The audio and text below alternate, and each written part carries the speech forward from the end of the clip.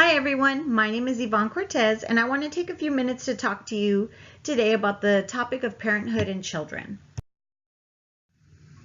According to Namaguchi and Milky, from the day children are born, they become a source of joy and a source of burden for their parents. One of the things that really stuck out in this week's topic was the fact that when you decide to have children, there's such mixed emotions about the whole situation.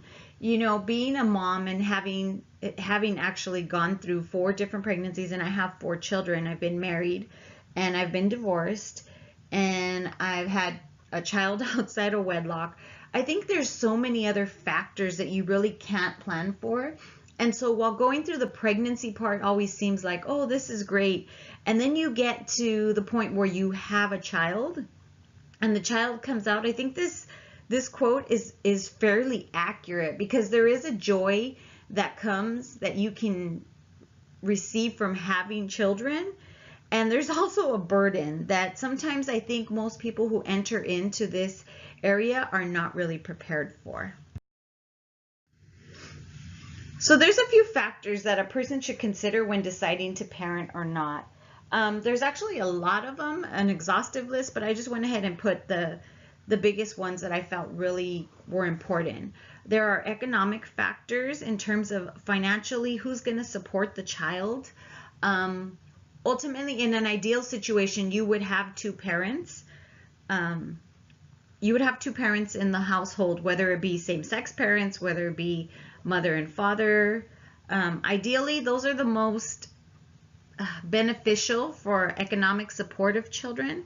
Another factor is, okay, if we've decided to have children, how many children are we going to have? I think a lot of times pregnancies, according to the information this week, they come out and they're not planned. So with the fact that you have about 30% of pregnancies not planned, it's kind of hard to determine the number of children you'll have. So you kind of want to make those pre-designations ahead of time. Another factor to consider is who's going to care for the children, the division of the responsibilities. So since the dynamic of the family has changed and it's evolved, whereas traditionally it was more of the wife stood at home, the husband was the breadwinner, he went out to care and got the finances, and the mom was responsible ultimately for raising the children. I think as we've evolved into this century, in the 21st century, you see a lot more of division of responsibilities, where you have husbands that are staying home, you have husbands that are helping with housework and doing all of those things that used to be a woman's job. Another factor to take into consideration is the age. Back in the 1950s and early on, you had parents who were really young. They were teenage parents. I mean, we can go back to even some of my great-grandparents were married in their early teens and having children already.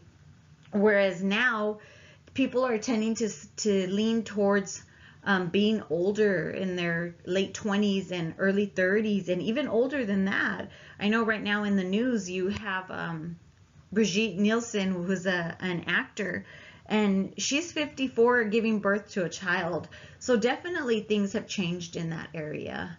Another factor to consider is whether you're going to have your own natural children or you're going to adopt. That's an option available to a person when deciding to take on the responsibility of parenting. Another part is actually parenting, like who's going to care for the children.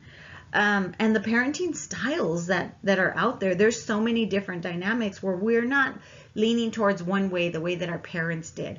And now it's more evolved into there's all these options available for parenting. Another thing to consider is the freedom that you give up. Yes, it is. You have to be at a certain place in life to be able to accept the responsibility that comes with having children, and part of that is giving up the freedom. I think you sacrifice and sacrifice and sacrifice when it comes to having children, but the cost is great. You give up a lot of luxuries, a lot of lifestyle choices, because now you have to take into consideration raising people that are going to contribute to society and make a good contribution, not a negative one. So all of those factors are huge when deciding whether or not to have whether or not to parent. And then the last one would be raising children alone. In the event, let's say you meet this person, you fall in love, everything's great, and you get pregnant, you're married, and then ultimately something happens, and now you're left with the responsibility of raising the child alone.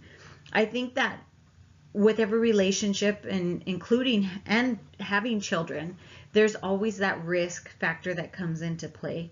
So just kind of having a plan ahead of time in the event that, I end up in this situation, what things will I do, or what action will I take in order to kind of alleviate so much of the damage that's going to come from having a divorce and now being a single parent and having to raise that child alone.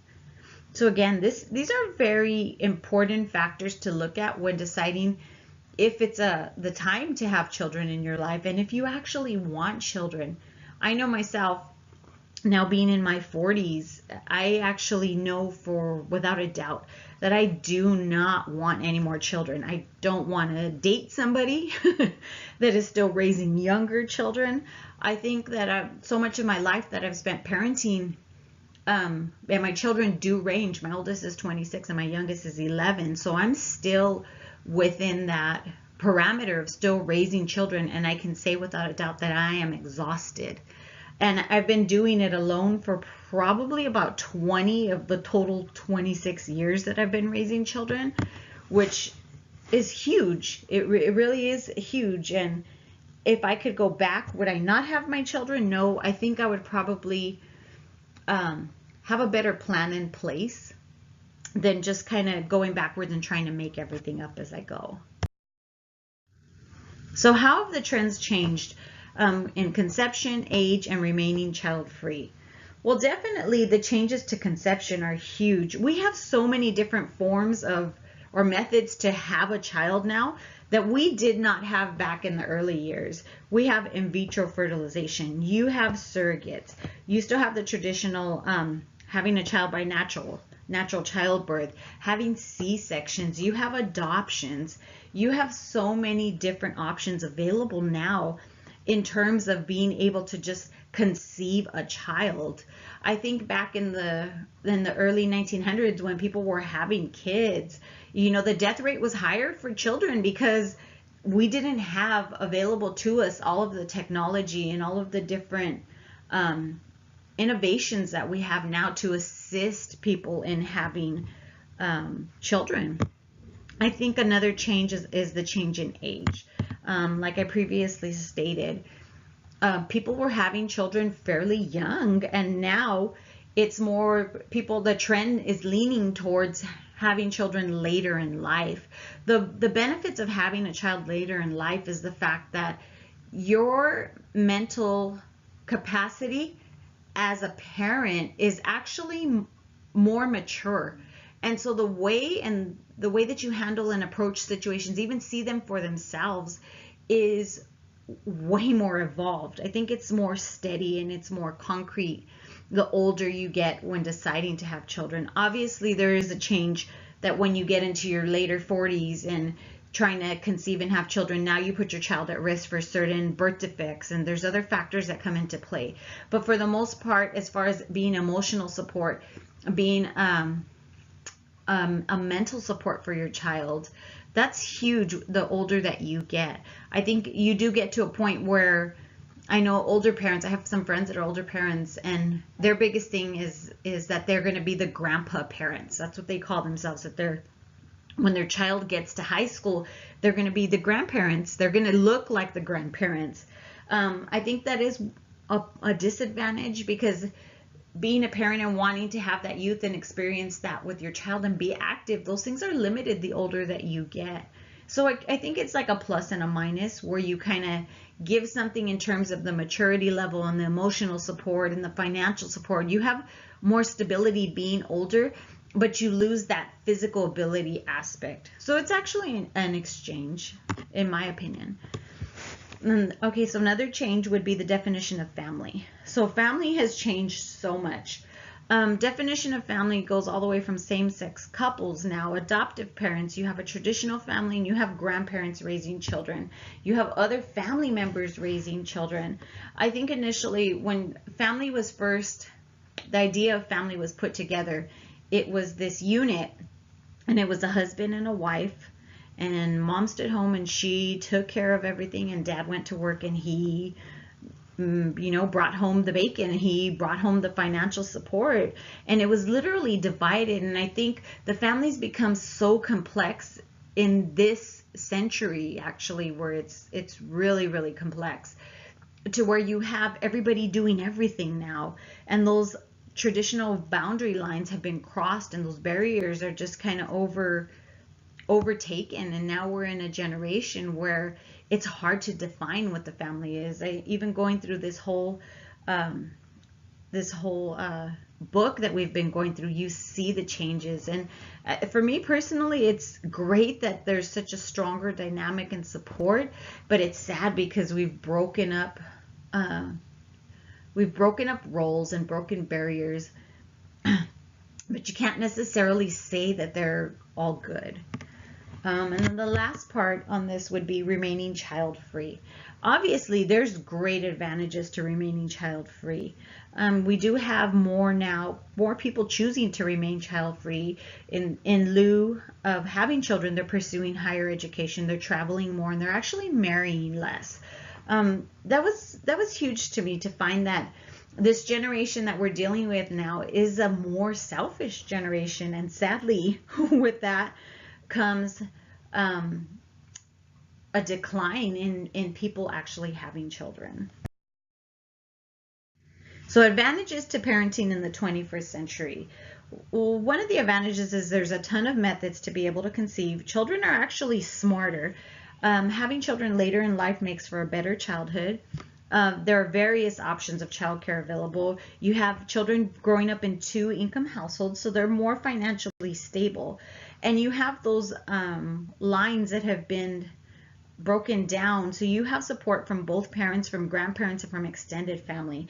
I think those are all definitely great advantages to parenting in the 21st century. It's not something that you have to do alone anymore, whereas it's more geared towards you have support. It just may not have been the immediate support that you were used to. So you have extended support, whereas early on you just had mom and that was it. So challenges to parenting in the 21st century. Again, this is a double-edged sword. A few of the challenges are the roles of children and the roles of parents. So we're in a generation now where the children, it's so child-focused that what's happened is we're out of perspective. So now you have children dictating the roles to the parent of what they want. We have a generation of kids that are just attracted to social media and electronics and all of these things, and so they're not developing all those parts of their brain that needs to occur in those early ages, but instead they can operate a TV, they can operate an iPhone, they can do things that they shouldn't be able to do at under 2 years old. And it's amazing when you look at it from the standpoint of, wow, my 2-year-old can make this TV work. This child must be smart. But then you're finding later on in life that they have learning disabilities, and there's other things that there's skills that they're lacking, like social skills and how to interact on a human level. There's so many other dynamics that go into that. Another challenge is the makeup of the family. I know it goes against counterculture, guys, but the traditional family is the way that God designed it to be. And this is not a bias towards anybody, but there's a reason why God made it the way he did. You know, the Bible is very clear when it talks about having children and the sin of having children outside of marriage, and the sin of homosexuality. All of those factors contribute to the results and the things that we're seeing in this generation and the devastation among the people. Another challenge would be the education factor. You know, it's huge. It's a big deal. We see that, we use California as an example alone. The education is horrible here. Like, people actually have to go to other states, and you have to make those decisions early on. And the things that are being taught to children, we are raising a generation to believe that this garbage that we're coming into is normal. Another challenge is economics. You know, the cost of living goes up every year. And I know myself as a parent, I feel that. I feel the squeeze. which is why I actually decided to go back to school, because I wanted to be able to give my children a better economic advantage in the world, especially with the way that the cost of living has gone up. Another challenge would be parenting styles. You know, what the state says, the way the state says that you can parent your child versus how you were taught to parent your child, or the way that you want to raise your child. That's definitely a challenge. I know one of the big things over the past few years has been spanking children.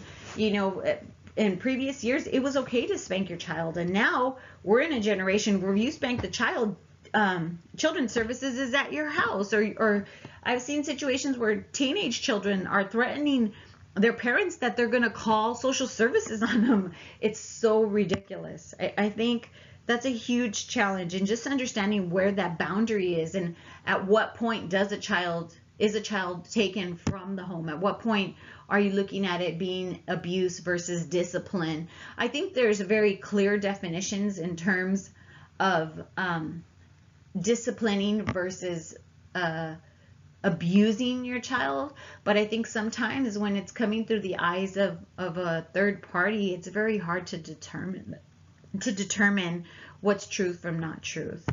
Another challenge would be co-parenting in the event of divorce. You have this dynamic now, and you have a broken family, and now you have a child that has severe emotional problems that needs to be dealt with. There needs to be additional support. And then lastly, social media. It's huge. It really is. It is a huge factor. It's affecting self-esteem.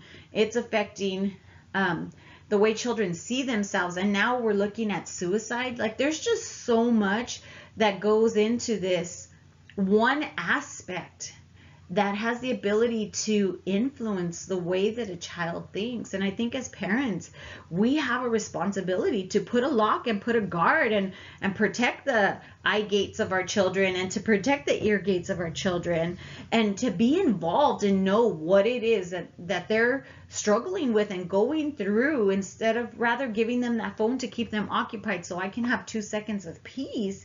It needs to be a conscious decision to see, what is my child watching? What is it that they're looking at? What is that that's feeding into their mind?